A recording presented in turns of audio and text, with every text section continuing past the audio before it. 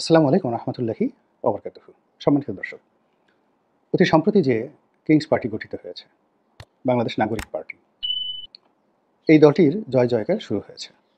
প্রথম দিকে সবাই এটিকে তুচ্ছ এবং তাচ্ছিল্য করার চেষ্টা করেছিল, এবং যারা বয়স্ক তারা মুখ ঝুলিয়ে ঝুলিয়ে, গাল ঝুলিয়ে ঝুলিয়ে বলার চেষ্টা করেছিলেন যে এটি একটি 9/11, 9 বছর বা 11 বছরের ছেলেমেয়েরা যদি কোনো সংগঠন করে, এরকম একটা 9/11 প্রকৃতির একটা সংগঠন, শিশু কিশোরদের সংগঠন, কচিকাচার মেলা। এবং এরা ঠিক রাজনীতির ময়দানে এমপি তো দূরের কথা, একটি চেয়ারম্যান হতে পারবে না, বড়জোর একটা মেম্বার হতে পারবে আগামী নির্বাচনে। আর এজন্য এই দলের পক্ষ থেকে জাতীয় নির্বাচনের পরিবর্তে স্থানীয় নির্বাচনের দাবি তোলা হচ্ছে, এই কারণে যেন তারা মেম্বার, চেয়ারম্যান এই পদবিগুলো তারা রক্ষা করতে পারে। কিন্তু সাম্প্রতিক সময় তাদের যে কর্মকাণ্ড এবং তাদের যে বিভিন্ন রকম যে ডেভেলপমেন্ট যদি বলা হয়, উন্নয়ন, সেই উন্নয়নের যদি আপনি ফিরিস্তি দেখেন, তাহলে বুঝতে পারবেন যে আগামীতে তাদের ভবিষ্যৎ কী। প্রথমত হলো, মানুষের জীবনে সবচেয়ে কঠিন বিষয়টা হলো টাকা উপার্জন করা। মানুষ অন্যকে খুন করে হলেও টাকা উপার্জন করবে। ছিনতাই, রাহাজানি, চুরি, ডাকাতি থেকে শুরু করে আরও কত কিছু। আপনি চিন্তা করেন, একজন ছিনতাইকারী একটা মোবাইল চুরি করার জন্য, কিংবা একটা ঘড়ি চুরি করার জন্য, একটা চেইন চুরি করার জন্য, কিংবা কারো পকেট মারার জন্য জীবনের যে ঝুঁকি নেয়, অনেক ক্ষেত্রে দেখা গেল 10 টাকা 20 টাকা তারা লাভ করতে পারে। মানিব্যাগ সে ছিনতাই করেছে বা পকেট মেরেছে, কিন্তু খুলে দেখা গেল 20 টাকা বা 50 টাকা আছে। কিন্তু গণপিটুনিতে এরকম 20 টাকার জন্য অনেক ছিনতাইকারী মারা যায়। তাহলে সেই টাকা উপার্জন কত কঠিন একটি বিষয়। দ্বিতীয়ত, এই নিজের যে উপার্জিত যে টাকা, এই টাকা মানুষ খরচ করতে চায় না, দিতে চায় না, কাউকে দিতে চায় না। এবং যখন মানুষ এই টাকা দেয়, খুব প্রিয় না হলে এই টাকা দেয় না। ছেলে সন্তান, স্ত্রী পুত্র, স্ত্রীকেও দিতে চায় না। তো খুব প্রিয় স্ত্রী যদি খুব প্রিয় না হয়, সম্রাট শাহজাহান যেভাবে মমতাজকে ভালোবেসেছেন, ওভাবে যদি কারো স্ত্রী মমতাজের মর্যাদা না পায়, সেই স্ত্রীর জন্য স্বামী টাকা খরচ করতে চান না। দ্বিতীয়ত হলো, বাধ্য হয়ে শক্তি প্রয়োগ করে তার কাছ থেকে টাকা নিয়ে নিতে হয়, অস্ত্র ঠেকিয়ে। এবং সেই অস্ত্র যেন তেন অস্ত্র নয়, মানে এরকম ভয় দেখাতে হবে যে, বাবা গো, আমার প্রাণ ভিক্ষা দাও, তারপরে তুমি আমার সব কিছু নিয়ে যাও, আমি বাঁচতে চাই। এই দুটো ছাড়া মানুষ সাধারণত টাকা খরচ করতে চায় না। অতি সম্প্রতি এই যে কিংস পার্টি, তাদের টাকার উৎস নিয়ে আলাপ আলোচনা হচ্ছে। তো দেখা গেল যে বিভিন্ন প্রতিষ্ঠান গুজব উঠেছে, অনেক টাকা দিয়েছেন। হামিম গ্রুপ থেকে 1 কোটি টাকার উপরে একটা অনুদান এসেছে, এরকম একটা চিরকুট ছড়িয়ে পড়েছে। হামিম গ্রুপ মানে একে আজাদ সাহেবের কোম্পানি, চ্যানেল 24 আর সমকাল পত্রিকার মালিক, যিনি আওয়ামী লীগের একজন নেতা ছিলেন, আওয়ামী লীগ জমানাতে এফবিসিআইয়ের সভাপতি ছিলেন, এবং আওয়ামী লীগের মনোনয়ন চেয়েছিলেন, না পেয়ে তিনি স্বতন্ত্র নির্বাচন করে শেষবার সংসদ সদস্য হয়েছিলেন। তো সেই মানুষটি, তার অফিস থেকে যখন টাকা দেওয়া হয়, এখন সেই টাকা তিনি ভালোবেসে দিয়েছেন না ভয় পেয়ে দিয়েছেন, যারা একে আজাদ সাহেবকে চিনেন তারা খুব ভালো করে জানেন যে টাকা খরচ করার ব্যাপারে তিনি কতটা হিসেবি, মারাত্মক হিসেবি। তো কাজেই সেই হিসেবি মানুষটি যদি টাকা দিয়ে থাকেন, সত্য মিথ্যা আমি জানি না, গুজবে যেটা এসেছে। দ্বিতীয়ত, এরকম যে তাদের অভিষেক অনুষ্ঠান হলো, আত্মপ্রকাশ হলো, সেই অনুষ্ঠানে কেউ বলে 100 কোটি টাকা খরচ গিয়েছে, কেউ বলে কোটি কোটি টাকা খরচ গিয়েছে। এখন কথা হলো, এই কোটি কোটি টাকা কারা দিয়েছেন? গুজব এসেছে বসুন্ধরা গ্রুপ নাকি 1500 কোটি টাকা দিয়েছে, সত্য মিথ্যা আমরা জানি না। তো যাই হোক, এখন তাদেরকে জিজ্ঞাসা করা হয়েছে, তারা বলেছে হ্যাঁ, দেশের ধনিক সম্প্রদায় আমাদেরকে টাকা দিয়েছে, কিন্তু নিরাপত্তার স্বার্থে আমরা তাদের নাম প্রকাশ করতে পারছি না। তো কাজেই তাদেরকে যারা টাকা দিয়েছেন, ভালোবেসে দিয়েছেন অথবা ভয় পেয়ে দিয়েছেন, যেটাই দেন না কেন, এটির যদি আপনি গ্রেডিং ধরেন, সেই গ্রেডিংয়ে তারা আওয়ামী লীগ, বিএনপি, জামাতের চাইতে শক্তিশালী। আওয়ামী লীগের একজন দাতা দেখাতে পারবেন না, বিএনপির একজন দাতা দেখাতে পারবেন না যে বিএনপির অভিষেকে দুঃসময় 1 কোটি টাকা একসঙ্গে দিয়েছেন। অথবা যে গুজব উঠেছে, বিএনপি বা আওয়ামী লীগকে কোনো দিন কোনো কালে বসুন্ধরা গ্রুপ 1500 কোটি টাকা দিয়েছে, এইরকম কোনো গুজব আসেনি। কী গুজব এসেছে?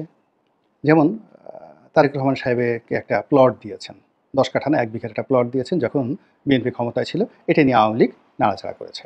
এটা হলো বসুন্ধরার বিরুদ্ধে অভিযোগ। দ্বিতীয়ত, বসুন্ধরা ঘুষ দিয়েছে তাদের কর্মকাণ্ডকে করার জন্য, এরকম অভিযোগ বসুন্ধরার বিরুদ্ধে এসেছে।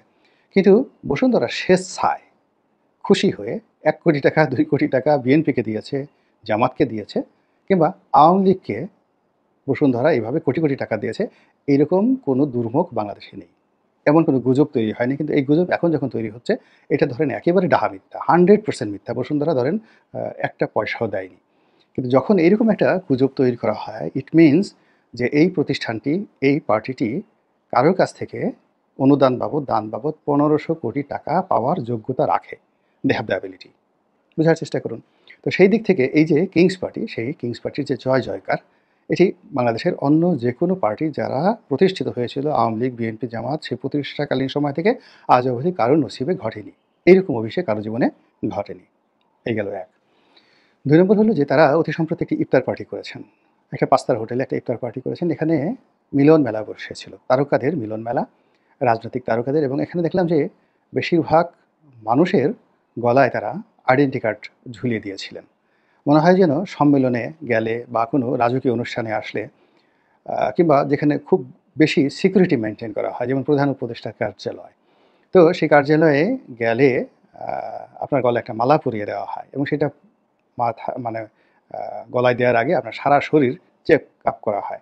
আপনারা যারা ভিভিআইপি জোনে ঢুকেছেন, প্রধানমন্ত্রীর কার্যালয়ের ভিভিআইপি জোনে ঢুকেছেন, এটিকে রেড জোন বলা হয়। তো সেই রেড জোনে ঢোকার আগে আপনার সারা শরীর স্ক্যান করা হয়, এরপরে সারা শরীর তল্লাশি করা হয়। আপনার কাছে কোনো ডিভাইস আছে কিনা সব কিছু রাখা হয়। এরপরে চেক করার পরে আপনাকে একটি পরিচয়পত্র দেওয়া হয়, এটি বুকে ঝুলিয়ে রাখতে হয় অথবা গলায় পরে থাকতে হয়। এরপরে আপনি প্রধানমন্ত্রী অথবা প্রধান উপদেষ্টার কার্যালয় বা তার সামনে যেতে পারেন। তো এই হলো সিকিউরিটি। তো এইরকম তাদের যে ইফতার পার্টি, সেই ইফতার পার্টিতেও আমি দেখলাম যে প্রায় সবার গলায় এরকম সিকিউরিটি কার্ড ছিল। এমনকি মাহমুদুর রহমান মান্না সাহেবের মতো মানুষের গলাতেও মালা ছিল। যদিও মান্না ভাইয়ের মান-সম্মান, মর্যাদা অনেকটা কমে গেছে।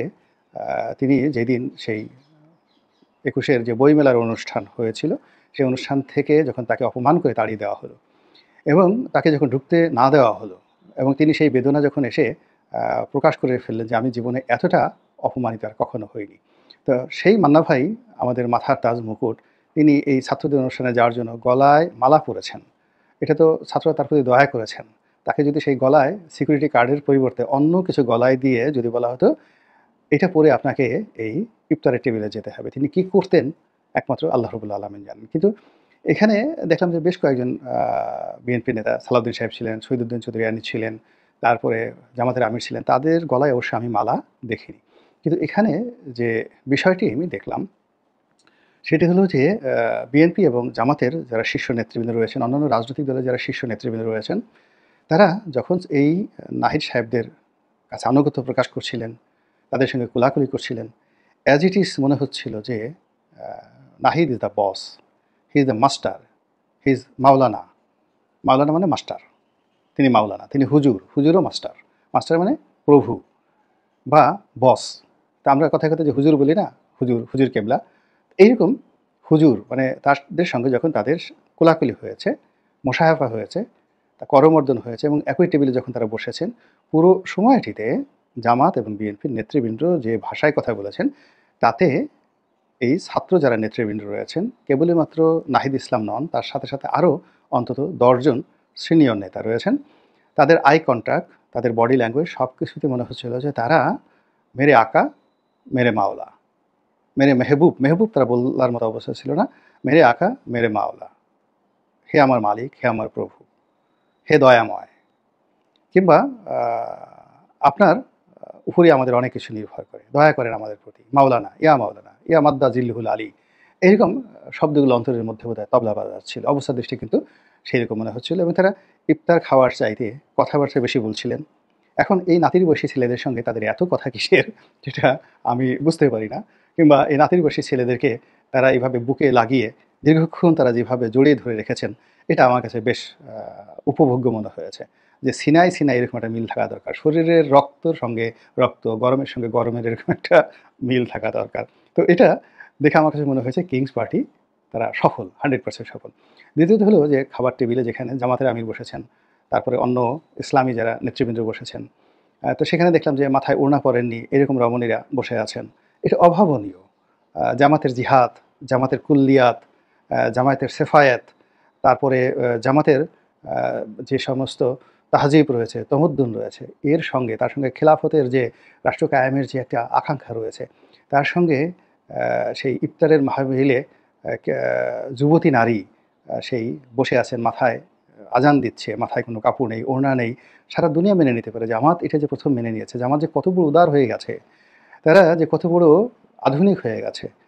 এ দৃশ্য যদি মাওলানা আবু ওহাব নজদি, তাদের যে গ্র্যান্ড মুফতি, অথবা তাদের যে দ্বিতীয় গ্র্যান্ড মুফতি মাওলানা আবুল আলা মওদুদী রাহিমাল্লাহ, কিংবা মাদ্দাজিল্লুহুল আলী শেরে খাজা অধ্যাপক গুলাম আজম রাহিমাল্লাহ, তিনি যদি এই দৃশ্য দেখতেন তাহলে নিঃসন্দেহে তিনি বলতেন যে, বাবারা, তোমরা যে সফলতা অর্জন করেছ, ধন্য তোমাদের জীবন, ধন্য তোমার পিতার জীবন, যে পিতা তোমাদেরকে পয়দা করেছেন, ধন্য তোমাদের মাতৃগর্ভ, যে রত্নগর্ভা তোমাদেরকে ধারণ করেছেন, ধন্য সে মাটি, যে মাটির রস খেয়ে তোমরা বড় হয়েছ, আর ধন্য ডক্টর মোহাম্মদ ইউনূস, যার জমানাতে তোমাদের মতো সূর্য সন্তান তৈরি হয়েছে। আসো, তোমাদেরকে সালাম করি, শুভেচ্ছা জানাই, এবং তোমাদের অধীনে একটি সুন্দর বাংলাদেশ গড়ে উঠুক। আর আমরা রাজপথে যেভাবে ঘেরুয়া পাঠিয়েছিলাম, আমরা সেই ঘেরুয়া পাঠি হিসেবেই দৌড়াদৌড়ি করি, এটাই আমাদের ভালো মানায়। আল্লাহ আমাদের সবাইকে হেদায়েত দান করুন এবং হেফাজত করুন। আসসালামু আলাইকুম ওয়া রাহমাতুল্লাহি ওয়া বারাকাতুহু।